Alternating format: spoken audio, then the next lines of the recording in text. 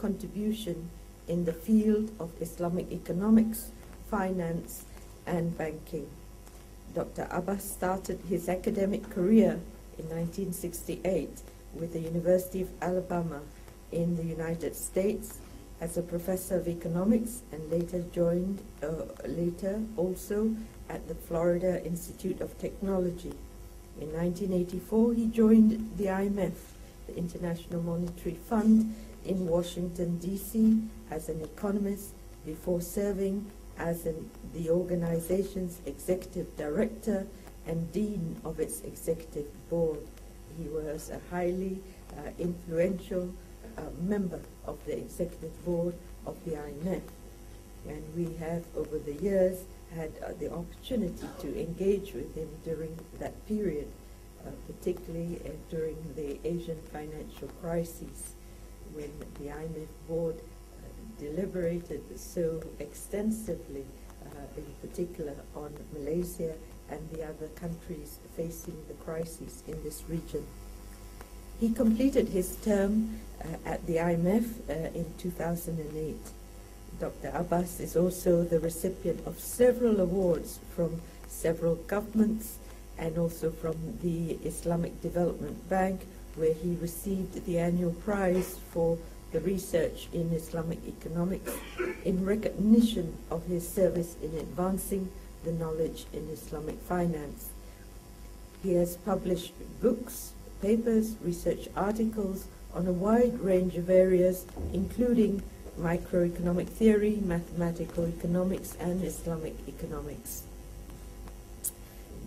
During his tenure at INCEIF, Dr. Abbas will also engage in research and consultancy in Islamic finance, including guiding academic research and supervising dissertation thesis and of the INCEIF students.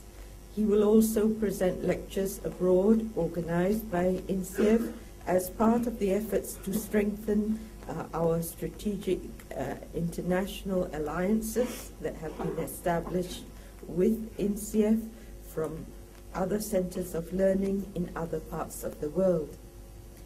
His appointment as the inaugural holder of the INCEIF chair in Islamic finance would certainly give INCEIF the opportunity to raise its capacity to become a world-class learning institution dedicated to Islamic finance.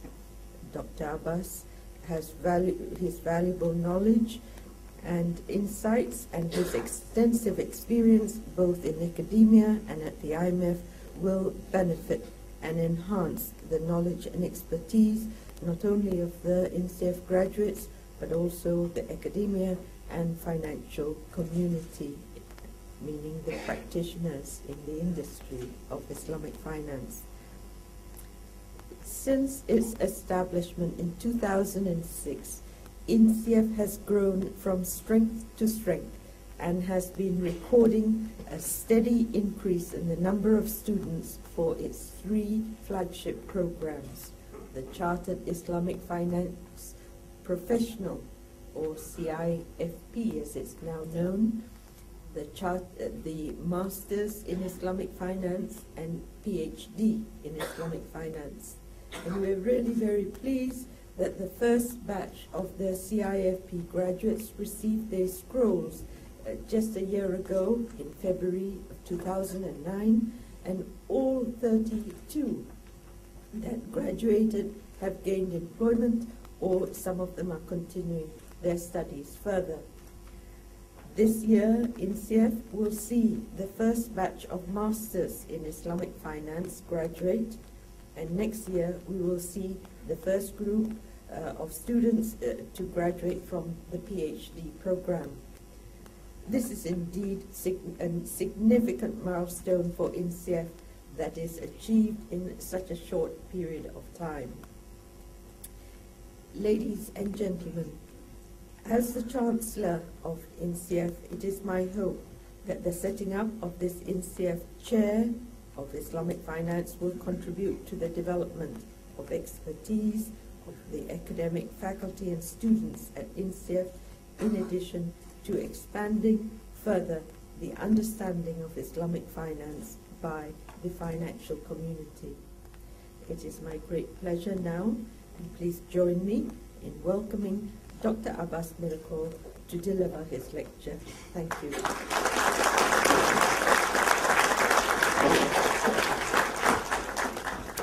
Thank you, and Babaike Tansri Governor.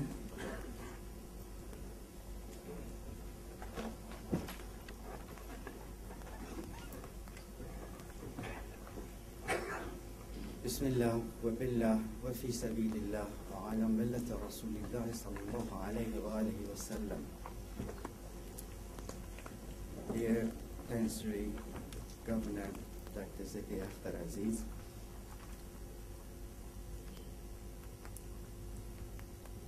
Dato Deputy Governor Muhammad Razifat Al-Qadir, honored guests, ladies and gentlemen, brothers and sisters, I greet you with the greeting of Islam. Assalamu alaikum wa rahmatullahi wa barakatuh.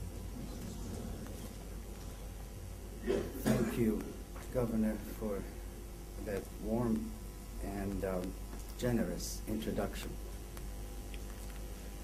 I'm indeed honored to be here as the first holder of the chair of Islamic Finance at INCEIF.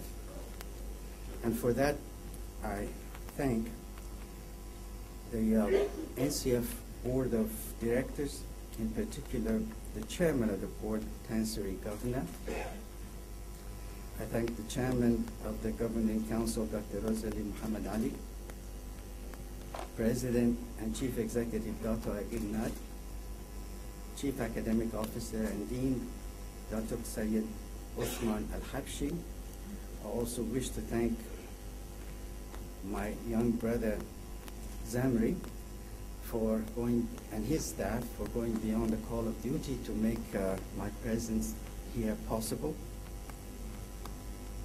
I am really honored to be here also this morning for a conversation regarding the topic, paradigm change in shaping the future of Islamic finance, the role of Malaysia. And that role is a leadership role in my assessment. I don't have a paper and I don't have a PowerPoint presentation, basically because what I'm going to cover is really tentative, and committing to a paper would commit me to the position which needs to be perhaps modified as I learn more about Malaysia. It is about Malaysia's paradigm, and that paradigm is unique and distinct from everything else or every other way of trying to establish Islamic finance. Now, because I don't have a paper and I don't have a PowerPoint, I think you deserve to at least have a summary of what I hope to cover, so that just in case I succeed in putting you to sleep, at least you won't miss the punchline. And here is the punchline. In my younger days, there used to be a phenomenon called vicious circle or vicious cycle. This came out of development economics, and it just simply meant that there were certain important factors that if they got together, they would make the situation bad, and then that bad situation would become worse and worse as time went on. After the recent crisis, it was given a different name. It was called perfect storm. Naturally, as a result of the crisis, this is really a perfect bad storm. Now, this perfect bad storm, that is the vicious circle or vicious cycle, had a sister called virtuous circle in the old days. Now, I know that you're familiar with this lady because she has been a permanent resident and an honored citizen of Malaysia for the last 3 decades at least. So you're familiar with her.